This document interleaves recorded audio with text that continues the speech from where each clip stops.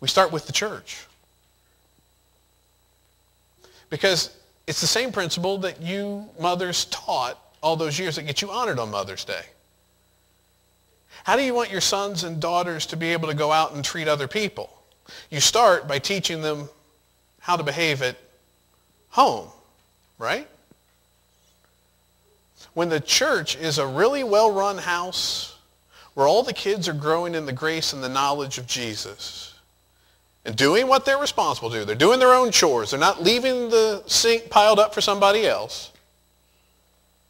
And when they realize that there's another brother or sister who's in burden need and helping lift that load, instead of leaving their stuff in the sink and going and complaining to mom and dad about what the other one's not doing right.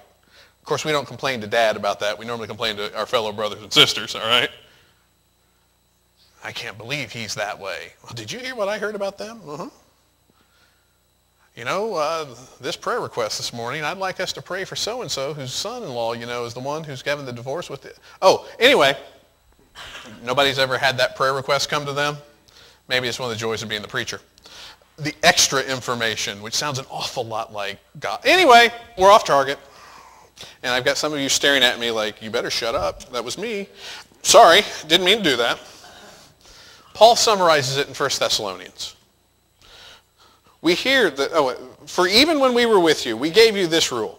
If a man won't work, he won't eat. If you don't carry your load, you don't even deserve to survive. It's awful nice of the gracious Paul, isn't it? We hear that some among you are idle. They're not busy, and when you're not busy, you are because it's easy to do that. You know, when I worked in the grocery store, those 15 minutes in the break room were clearly the worst 15 minutes of the day. Because you know what went on in that break room? You caught up on everything going on in the store. None of it ever had to do with the store, but you caught up with everything. Anybody else at your break room? Anyway, because when you're not busy, you're a busybody.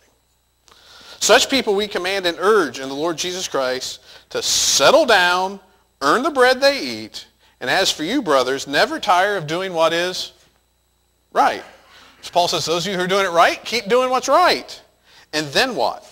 If anyone does not obey our instructions in this letter, take special note of him. Do not associate with him in order that he may feel ashamed. But is that so we can just kick him out and have no concern for them? Yet do not regard him as an enemy, but warn him as a brother. There's still the concern. I honestly think that if we took more responsibility for ourselves, worried less about other people, but cared for other people, the church would be a different place. You know why I say that? I don't say that because this church necessarily doesn't care about other people. I say that because I know in my own life, it's much easier to be concerned about what you're doing than help you. And it's much easier to hope somebody else is going to come along and do what I'm responsible for doing. And if that's true of me, I'm pretty sure it might be true of at least a couple of you.